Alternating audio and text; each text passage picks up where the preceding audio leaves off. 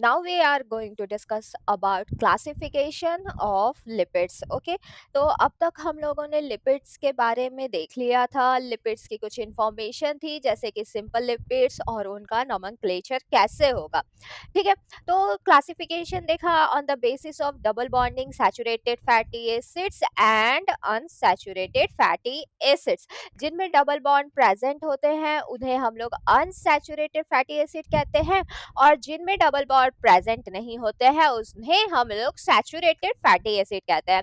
Okay, now we are going to discuss about classification of lipids. तो अब हम लोग क्या देखने वाले हैं, क्लासिफिकेशन ऑफ द लिपिड्स के बारे में देखने वाले हैं, जिसमें आपके टू टाइप्स ऑफ लिपिड्स होते हैं। First one is simple lipid and second one is compound lipid. Okay, now let's discuss about first one, that is simple lipid.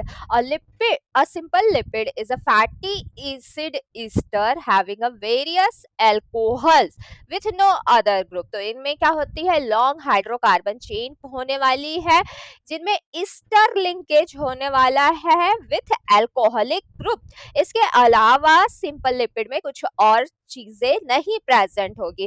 कुछ एग्जाम्पल है, जैसे कि आपका फैट एंड वैक्स। तो फैट जो body में स्टोर्ड होता है वो मेनली किस फॉर्म में होता है, ट्राई असाइल ग्लिसरॉल के फॉर्म में। तो जब भी किसकी रिक्वायरमेंट होती है ह्यूमन बॉडी में, ये स्टोर्ड होता है TAG के फॉर्म में। और जब भी एनर्जी रिक्वायरमेंट होती है तो इस TAG यानी ट्राई असाइल ग्लिसरॉल का डाइजेशन होता है, ब्रेकडाउन होता है और एनर्जी में यूटिलाइजेशन होता है। ओके, तो मेनली फैट किस फॉर्म में स्टोर हो रहा है ह्यूमन बॉडी में, ट्राई असाइल ग्लिसरॉल के फॉर्म में। तो इसी ट्राई असाइल ग्लिसरॉल को हम लोग देखते हैं। Okay, widely known as triglycerides और नेचुरल फैट। तो इसे ट्राइग्लिसराइड्स कहते हैं या नेचुरल फैट कहते हैं। These compounds are ester of glycerol.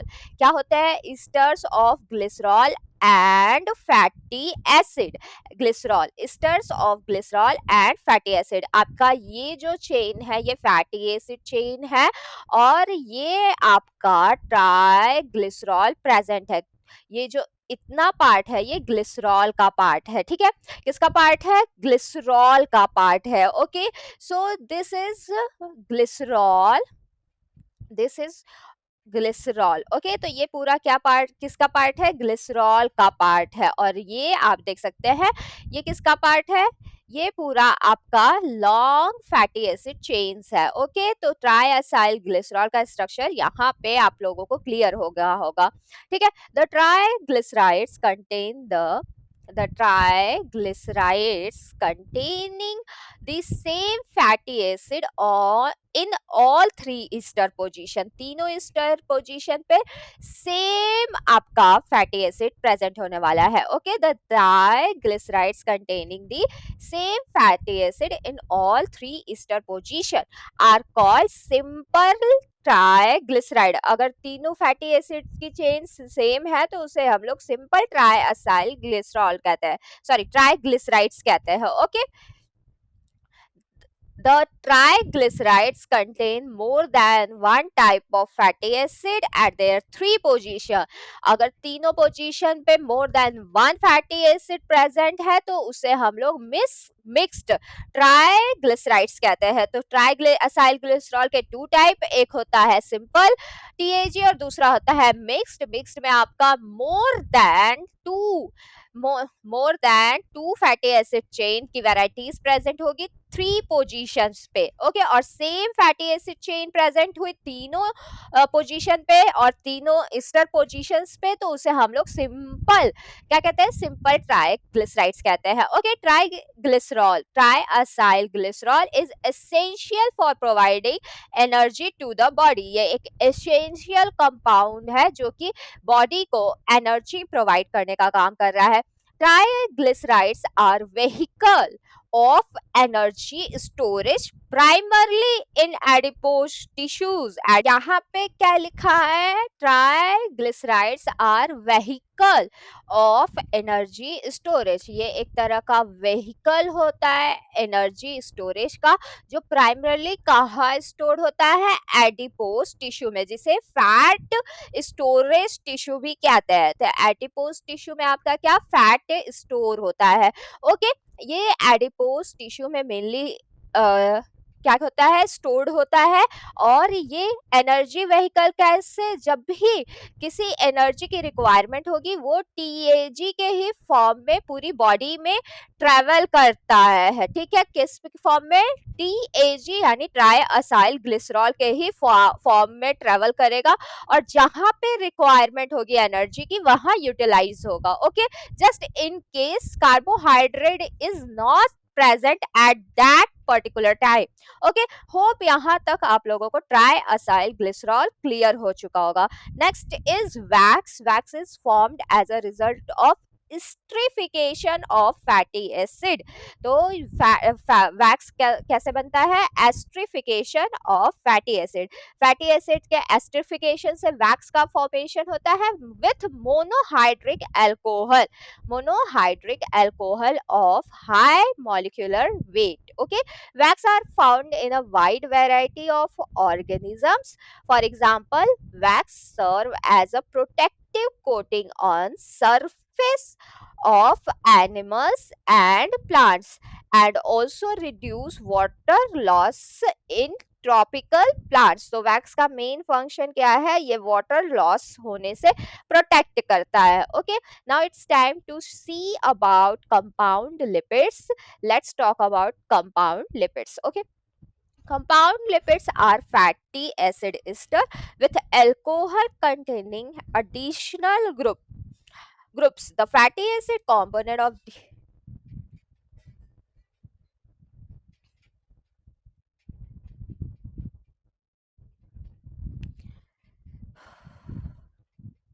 so let's discuss about compound lipids. Okay, now it's time to discuss about compound lipids. Compound lipids are fatty acid ester, fatty acid ester with alcohol and contain additional group। Okay, triacyl glycerol और में क्या था, किसी भी तरह का additional group present नहीं था, सिर्फ क्या था, फैटी एसिड ईस्टर और अल्कोहल ग्रुप प्रेजेंट है। इसमें एक और एडिशनल ग्रुप प्रेजेंट होता है। ठीक है, एक और एडिशनल ग्रुप प्रेजेंट होगा किसमें, कंपाउंड लिपिड्स में। वो एडिशनल ग्रुप क्या हो सकता है, जैसे कि आपका फॉस्फेट हो सकता है, स्फिंगोसीन हो सकता है। ठीक है, so let's now we are going to discuss about it. The fatty acid components of these lipids make hydrophobic tail. तो कंपाउंड लिपिड्स मेनली कहाँ प्रेजेंट हो रहा है, प्लाज्मा मेम्ब्रेन में, जो हमने फॉस्फोलिपिड बाइलेयर डिस्कस किया था। ओके, तो ये मेन कंपोनेंट है किसका, प्लाज्मा मेम्ब्रेन का। होप आप लोगों को चैप्टर 2 की कुछ बेसिक्स क्लियर हो गए। Okay, the fatty acid components of these lipids make hydrophobic tail, and the alcohol moiety along with additional group constitutes hydrophilic head। जो additional moiety होती है किसकी, फॉस्फेट की, फॉस्फेट की ग्लिसरॉल के साथ वो क्या बनाती है, हाइड्रोफिलिक हेड बनाती है।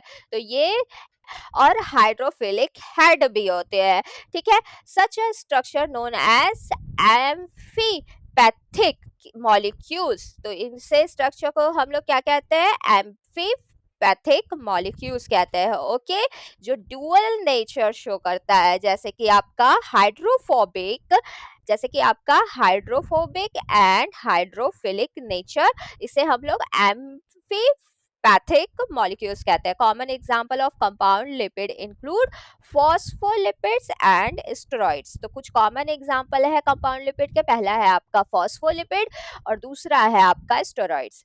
फॉस्फोलिपिड्स को अब देखते हैं हम लोग।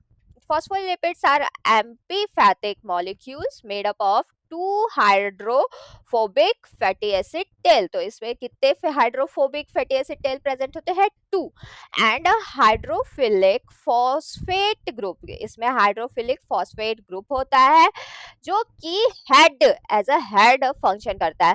Phospholipids are primarily found in cell membrane. Phospholipid कहाँ पाया जाता है? सेल मेम्ब्रेन में।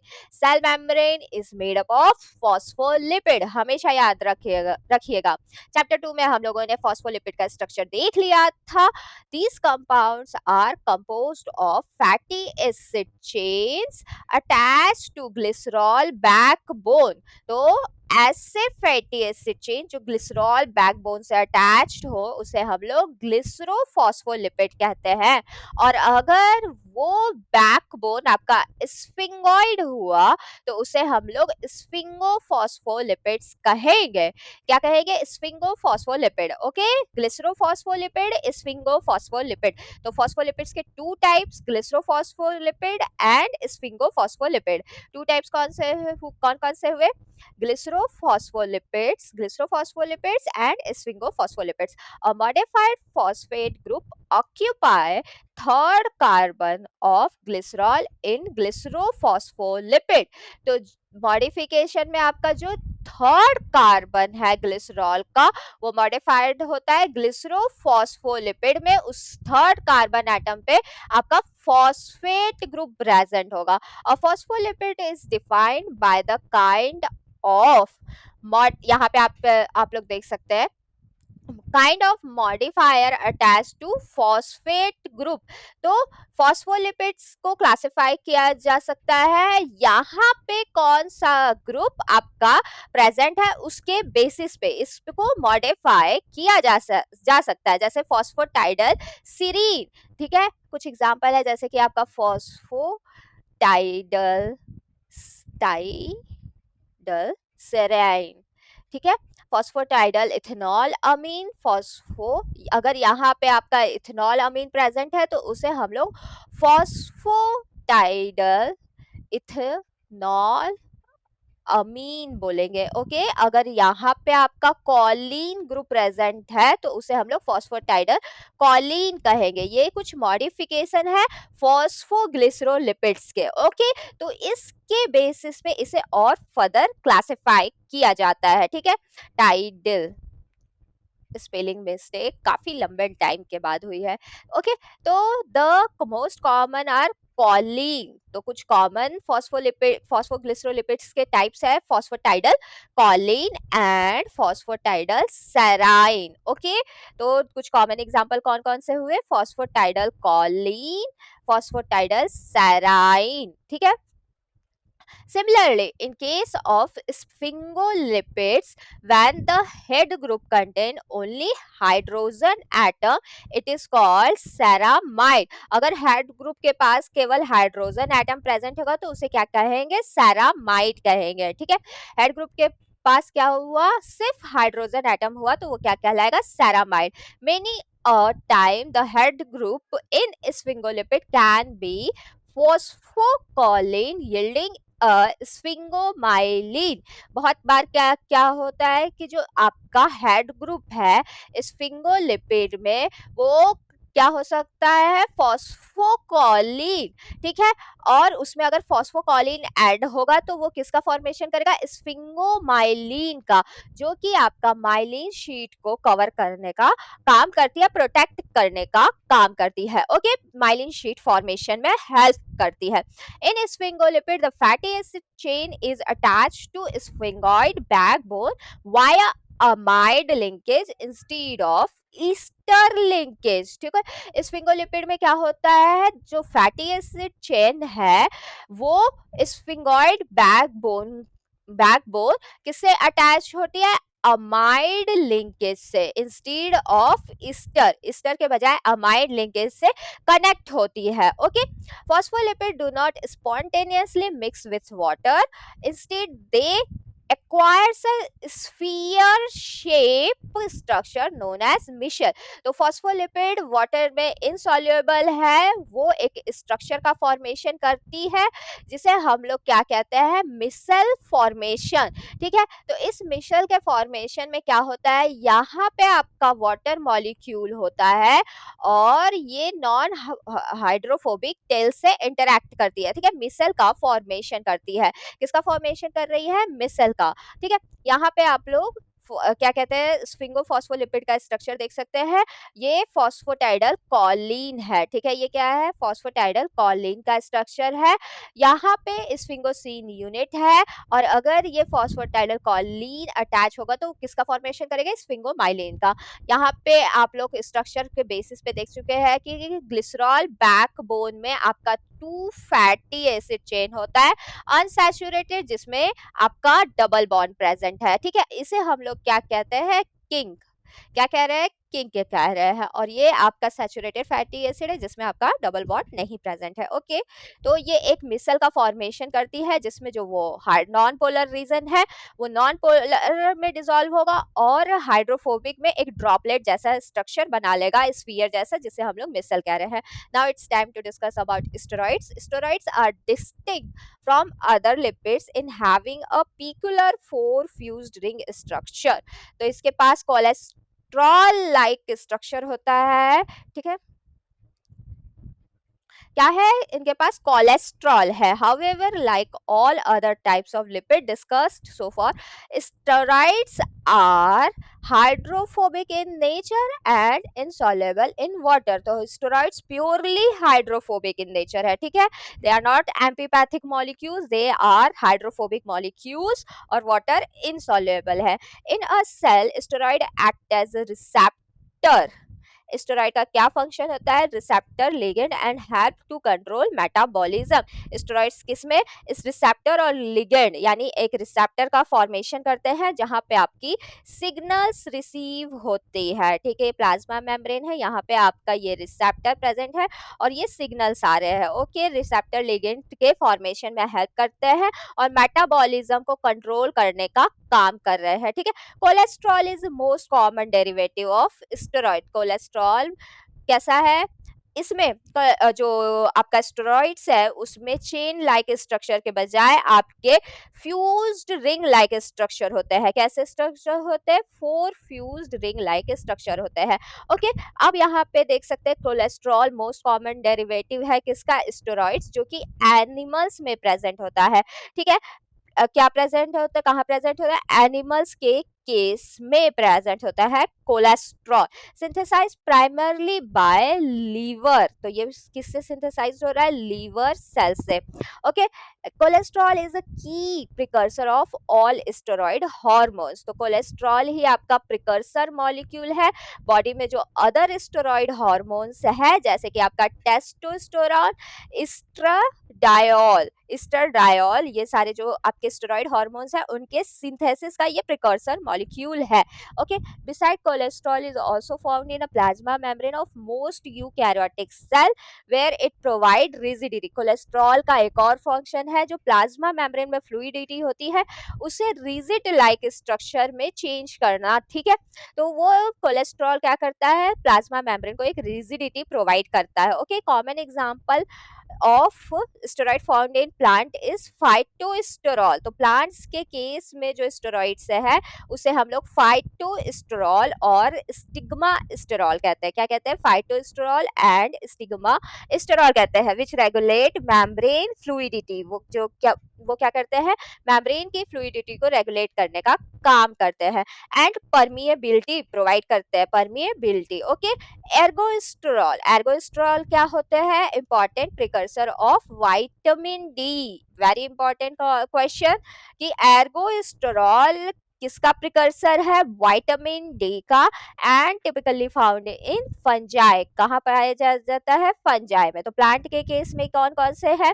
प्लांट के केस में आपका फाइटोस्टेरॉल्स प्रेजेंट होता है और स्टिग्मा स्टेरॉल्स प्रेजेंट होता है। अर्गोस्टेरॉल जो कि विटामिन डी का प्रिकर्सर है वो फंजाई के केस में प्रेजेंट होता है। और एनिमल्स के केस में कोलेस्ट्रॉल प्रेजेंट होता है। स्टेरॉइड्स के 3 टाइप्स: कोलेस्ट्रॉल, फाइटोस्टेरॉल, स्टिग्मास्टेरॉल और एर्गोस्टेरॉल। एर्गोस्टेरॉल किस में प्रेजेंट होता है? फंजाई के केस में। किस में प्रेजेंट होता है? फंजाई के केस में। और फाइटोस्टेरॉल और स्टिग्मास्टेरॉल कहाँ प्रेजेंट होता है? प्लांट के केस में। कोलेस्ट्रॉल प्रेजेंट है आपका एनिमल के केस में। होप यहाँ तक आप लोगों को सिंपल लिपिड्स और कंपाउंड लिपिड्स के बेसिक डिफरेंस समझ में आ गए होंगे, और ये वीडियो लेक्चर आप लोगों को इंटरेस्टिंग लगा होगा। अगर वीडियो अच्छी लगी हो तो like, comment and subscribe the channel. #BiotechNet। Thank you.